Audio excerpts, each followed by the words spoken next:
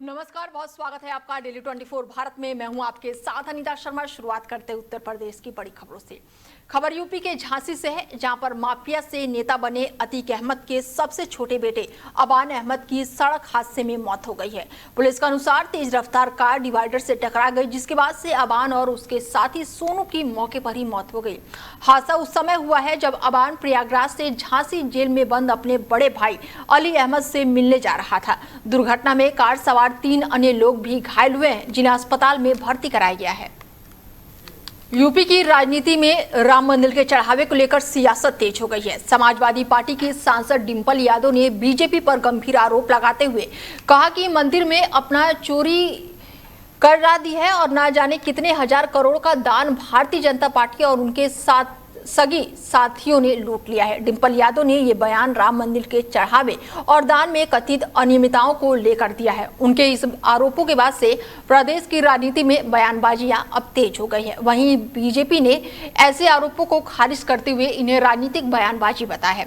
फिलहाल इस मुद्दे को लेकर दोनों दलों के बीच आरोप प्रत्यारोप का दौर जारी है। सदन के अंदर आके और अभी आप आ नहीं रहे हैं, जब पूरा विपक्ष चाह रहा है, जब पूरा यूथ चाह रहा है, जब पूरे जेनजी चाह रहे हैं कि आफ्टर ऑल ये कौन जिम्मेदार है जो इतनी बर्बरता बरताई गई हमारे युवाओं के साथ, तो तब तो आप आ नहीं रहे हैं। अब इस तरह की बातें लाकर आप सोसाइटी को डिवाइड करना चाहते हैं, क्योंकि कहीं ना कहीं इतने मुद्दे हैं। राम से जुड़ा हुआ मुद्दा जहाँ आया है, जहाँ मंदिर में आपने चोरी कर दी, और ये चोरी जब से मंदिर शुरू हुआ है, जाने कितने लाखों करोड़ों लोगों ने चंदा दिया, चाहे भले ही 50 रुपए का दिया हो, चाहे भले ही करोड़ों रुपए का दिया हो। अभी मैं बनारस गई थी तो मुझे मालूम हुआ कि जो एक उद्योगपति थे उन्होंने 11 करोड़ रुपए का चंदा दिया राम टेम्पल में, वो भी एक इंसान ने। तो आप समझ सकते हैं कि इसका मैग्नीट्यूड, इसकी विशालता कितनी है।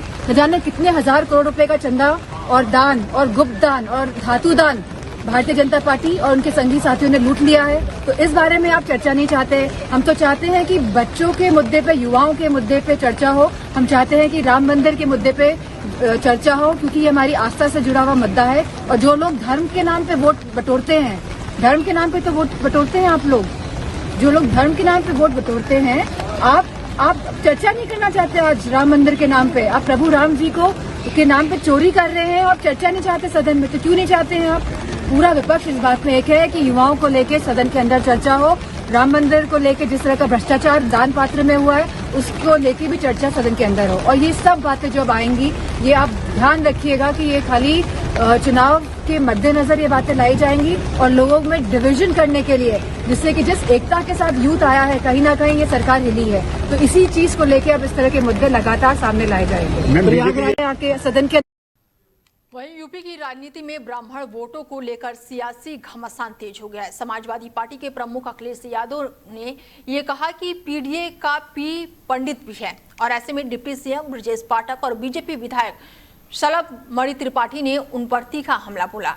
अखिलेश यादव ने ब्राह्मण समाज से जुड़ाव बढ़ाने के लिए संपर्क अभियान के दौरान ये बयान दिया है। वहीं ब्रजेश पाठक ने आरोप लगाया कि समाजवादी पार्टी को ब्राह्मण के हितों की बात करने का नैतिक अधिकार नहीं है और सपा सरकार के दौरान इस समाज के साथ अन्याय हुआ था। इसके साथ ही मणि त्रिपाठी ने भी अखिलेश यादव के बयान को चुनावी राजनीति से प्रेरित बताया। इसके बाद से प्रदेश में ब्राह्मण वोट बैंक को लेकर बीजेपी और समाजवादी पार्टी के बीच जुबानी जंग और तेज हो गई है। सारे लोग हैं सर इधर ही है सर, सारे लोग ठीक है। सौरभ सर नहीं रहे, क्या कहेंगे? माननीय विधायक श्री उमा शंकर जी असमय हम सबको छोड़ करके चले गए। पूरा प्रदेश उनके असमय परलोक सिधार जाने से दुखी है। इस दुखी घड़ी में हम ईश्वर से प्रार्थना करते हैं उन्हें अपने सी चरणों में स्थान दे और पूरे परिवार को असहनीय पीड़ा को सहने की ताकत। कितनी बड़ी क्षति है सर? बहुत बड़ी क्षति है हम सबके लिए, हमारे अच्छे मित्र थे। पूरा प्रदेश उनके निधन से थैंक यू सर। वहीं यूपी के बहराइच में चोरी की कोशिश कर रहे एक शख्स पर गंभीर पड़ गया है। बता दें कि नगर कोतवाली क्षेत्र के इका स्टेशन स्थित मुख्य बाजार में एक कपड़े की दुकान में घुसने का प्रयास कर रहे युवक शटर और खिड़की की जाली के बीच फंस गया। सूचना मिलते ही मौके पर लोगों की भीड़ जमा हो गई। स्थानीय लोगों ने पुलिस और फायर ब्रिगेड को सूचना दी, जिसके बाद से संयुक्त टीम ने काफी मशक्कत के बाद युवक को सुरक्षित बाहर निकाला। क्या नाम है आपका? नजमुल हुदा खान अज्जू। आज आपके यहाँ पे एक व्यक्ति पता मिला है, कौन सा है, क्या कुछ घटना हुई? सुबह मैं निकला 4:45 बजे, तो यहाँ पे कुछ नहीं था। मैं जब लौट के टहल के आया 20 मिनट के बाद तकरीबन, तो नीचे देखा वो ये आधा लटका हुआ था, आधा ऊपर था, और ये फुल नशे में था। या चोरी के इरादे से घुसा था या ऐसे ही घुस गया था, इसका कोई जिक्र नहीं है। तो जब देखा तब हमने फ़ोन किया, दरोगा साहब आ गए तुरंत ही 5 मिनट के अंदर।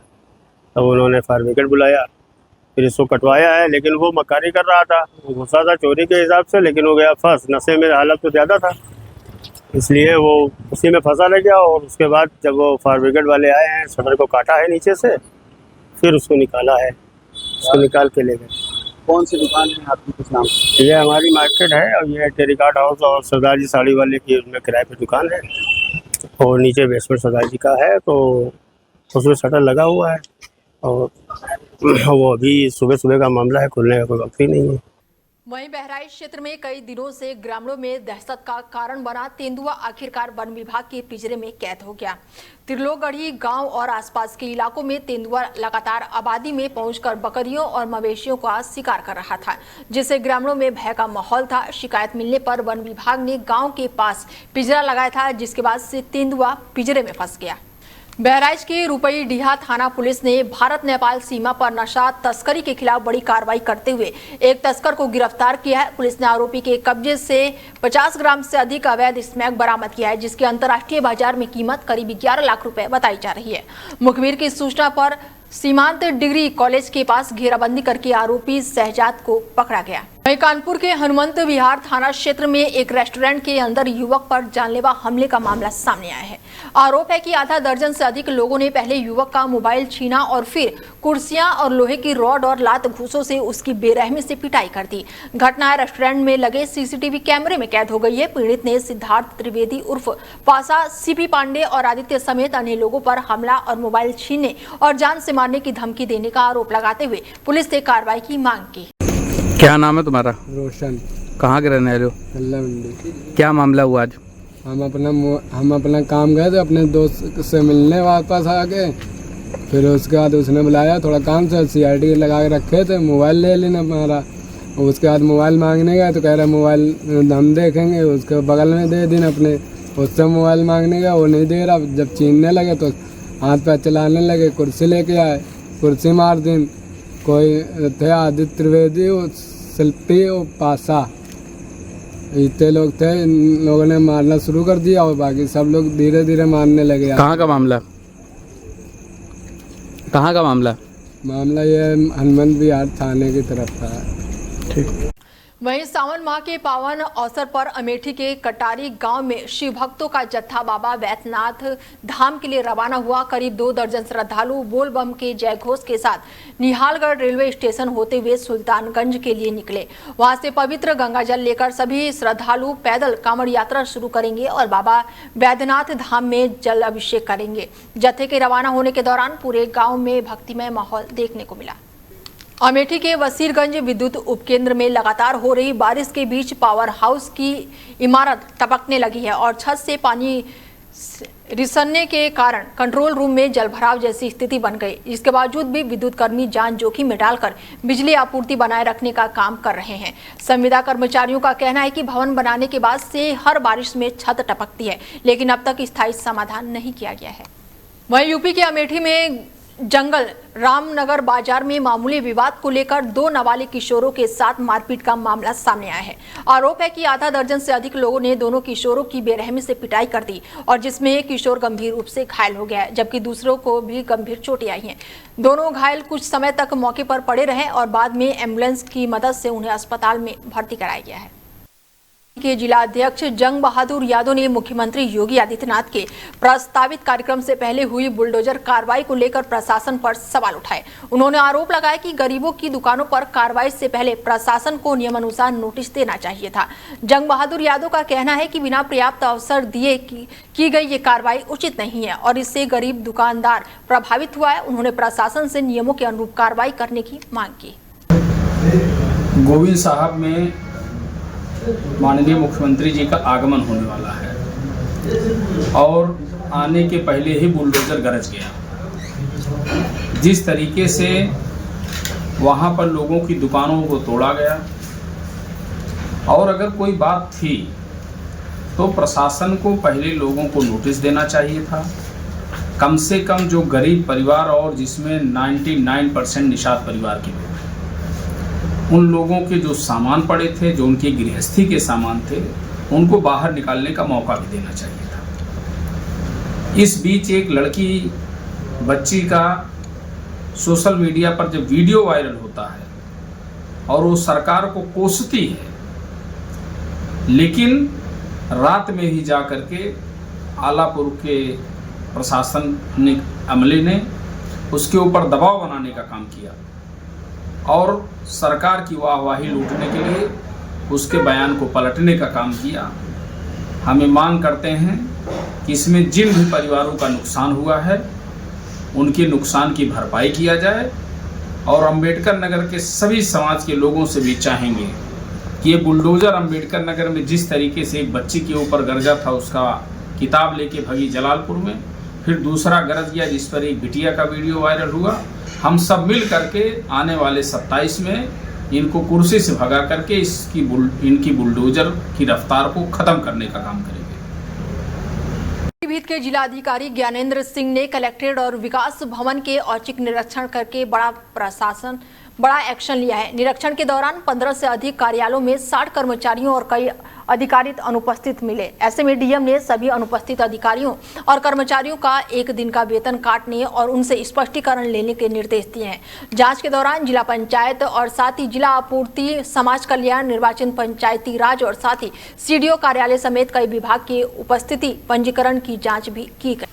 प्रतापगढ़ के नगर कोतवाली क्षेत्र में महुली मोहल्ले में लगातार बारिश के बीच बड़ा हादसा हो गया। करीब 100 साल पुराना जर्जर मकान अचानक से ही भरभरा कर गिर गया, जिससे एक ही परिवार के 7 लोग मलबे में दब गए। हादसे के बाद से माता पिता, बहू बेटे और 2 मासूम बच्चे समेत 6 लोगों की जान चली गई, जबकि एक व्यक्ति गंभीर रूप से घायल हो गया। जिला अस्पताल में इलाज चल रहा है और बताया जा रहा है कि गर्मी के कारण एसी चलने की वजह से पूरा परिवार एक ही कमरे में रात 2 बजे थाना कोतवाली नगर पे सूचना प्राप्त हुई कि ग्राम महोली के प्रमोद श्रीवास्तव, जिनका लगभग 100 वर्ष पुराना मकान था, वे अपने परिवार के 6 अन्य सदस्य के साथ एक ही कमरे में सो रहे थे। तभी रात में छत गिर गई जिसमें सभी लोग दब गए।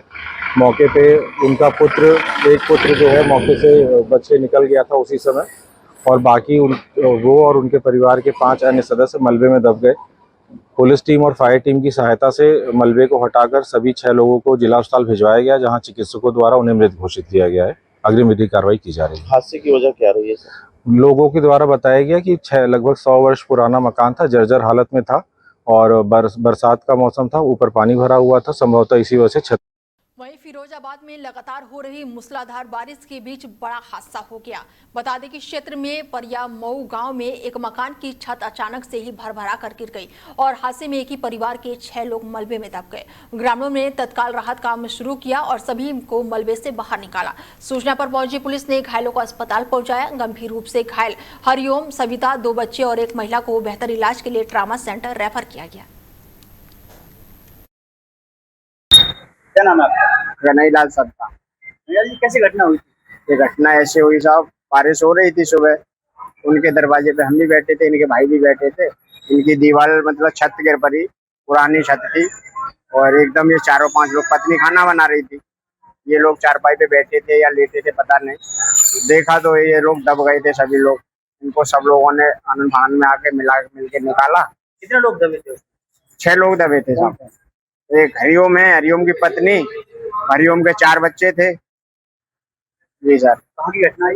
परिहार मऊ गांव है, थाना नंगला खंडर। मामला ये था, हम गए प्रशासन के, हमें कर्जा दिलाया उन्होंने और वहाँ पे जब हम पहुँचे प्रशासन ने कहा लेट जाओ अंदर जाके, तो हम लेट गए वहाँ जाके। तो इन्होंने हमें अभी आके हमें सबको मारा, देखे लोग खाली पर रखे थे, मुबारक वगैरह हो गए, सब लाते दूसरे सब मार के गए।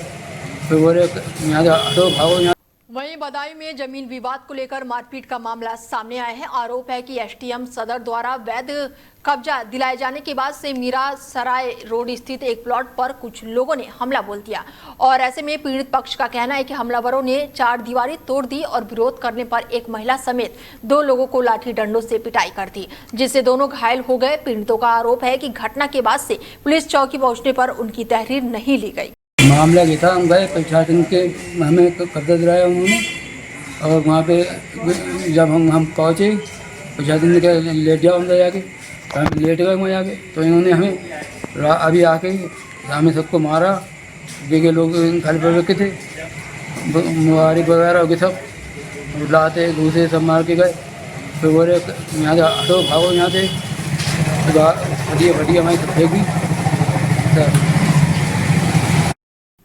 वहीं कन्नौज के जलालाबाद समुदाय स्वास्थ्य केंद्र का एक वीडियो सोशल मीडिया पर तेजी से वायरल हो रहा है। वीडियो में MOIC कार्यालय के अंदर बड़ी संख्या में लाठी डंडे रखे होने का दावा किया जा रहा है। आरोप है कि ये डंडे कार्यालय के कमरे में दरवाजे के पीछे रखे गए हैं। वायरल वीडियो को लेकर तरह तरह की चर्चाएं हो रही हैं और अब लोग सवाल उठा रहे हैं कि अस्पताल परिसर में लाठी डंडों की क्या जरूरत थी। वहीं मैनपुर क्षेत्र में बीजेपी मंडल अध्यक्ष पर जमीन कब्जाने और ग्रामीणों के उत्पीड़न के आरोप लगाए गए हैं। ग्राम उजागापुर के ग्रामीण जिला मुख्यालय पहुंचकर डीएम कार्यालय के बाहर विरोध प्रदर्शन किया गया और जमकर नारेबाजी की गई। ग्रामीणों ने जिलाधिकारी को शिकायती पत्र सौंपते हुए आरोप लगाया कि उनकी जमीन पर अवैध कब्जे का प्रयास किया जा रहा है। उनका ये भी कहना है कि विरोध करने पर उन्हें प्रताड़ित भी किया जा रहा है और ग्रामीणों ने पूरे मामले की निष्पक्ष जाँच करके दोषियों के खिलाफ सख्त कानूनी कार्रवाई की मांग की। सर, हमारे यहाँ जब से मंडल अध्यक्ष कुशमरा मदन मोहन मिश्रा जी बने हैं तब से पूरे गांव के सर्व समाज लोगों को ये किसी के घर पे नोटिस भिजवाते हैं, किसी के FIR लिखवाते हैं, किसी की जमीन कब्जा करते हैं। माफियाओं के सहयोग से इन्होंने लगातार अत्याचार कर रहे हैं। हम लोग पूरे गांव के लोग दुखी हो चुके हैं। तो इस संबंध को लेकर नोटिस छुपा रहे हैं। नोटिस के आपका पूरा गाँव है तो गाँव तो आबादी में ही बना होगा। बोले कि आपका घर आबादी में बना हुआ है तो जो पैसा नहीं देता उसके घर पे नोटिस लग जाता है। नोटिस कौन छुपाने आता है? नोटिस संबंधित तहसीलदार या कभी उनके जो कर्मचारी हैं वो आते हैं। जब उनसे हमने SDM साहब से भी कहा तो उन्होंने कहा ये लेटर पैड पे बेटा बार बार शिकायत होती है मंडल अध्यक्ष के, तो मैं क्या करूं इसमें। तो हमने कहा पूरा गांव ही आबादी में बसा है तो पूरा गांव ही खत्म कर दो आप। क्या चाहते हैं? मैं चाहता हूं जैसे हमने अपनी संबंधित शिकायत माननीय अध्यक्ष जी से रखी हुई है तो अध्यक्ष जी ने कहा कि आप लोग हमारे समर्थक हैं, आपके साथ अन्याय नहीं होगा, आप DM साहब से मिलिए जा करके। किस बात को लेकर झगड़ा होता है, किस बात को लेकर? अरे जमीनों को लेकर और क्या कर, भूरे कूड़े पड़ रहे, ये बंद कराओ। आबादी में मकान बना हुआ है, इसको नोटिस, मेरा छोटा वाला लड़का है उसके नाम नोटिस भिजवाते हैं। जब भिजवाते हैं तो छोटा वाला लड़के के नाम नोटिस भिजवाते हैं। क्या नोटिस में क्या आता है? नोटिस में यही आता है तारीखें लो, ये जमीन पे कब्जा होगा। आप इससे पहले तो शिकायत की थी? इससे पहले? हाँ, एक बार आए थे वहाँ पे बंगले पे। क्या हुआ? जब इन्होंने लड़ाई की थी तब आई थी। फिर कुछ सुनवाई क्या नहीं हुई? तब हती नहीं, जाकर शिकायत करेंगे तुम्हारी। अब क्या चाहती हो आप? अब क्या चाहते हैं? यही चाहते हैं कि अपनी जमीन अपने पास आए और ये कब्जा मत करवाएं, इनको हटाया जाए। वहीं कन्नौज के तालग्राम थाना क्षेत्र में सरकारी भूमि पर कथित कब्जे का मामला सामने आया है। दावा किया जा रहा है कि कुछ दबंग भूमाफिया सरकारी जमीन पर कब्जा करने का प्रयास कर रहे हैं और इस घटना का वीडियो सोशल मीडिया पर वायरल हो रहा है। ग्रामीणों का आरोप है कि शिकायत के बाद से पुलिस मौके पर पहुंची है लेकिन बिना कार्रवाई किए लौट गई है। वहीं ये भी आरोप है कि अपर जिलाधिकारी के आदेश के बावजूद भी जमीन पर कब्जे की कोशिश जारी है। फिलहाल खबरें लगातार जारी है, बने रहिए आप हमारे साथ और देखते रहिए DEL 24 भारत। नमस्कार।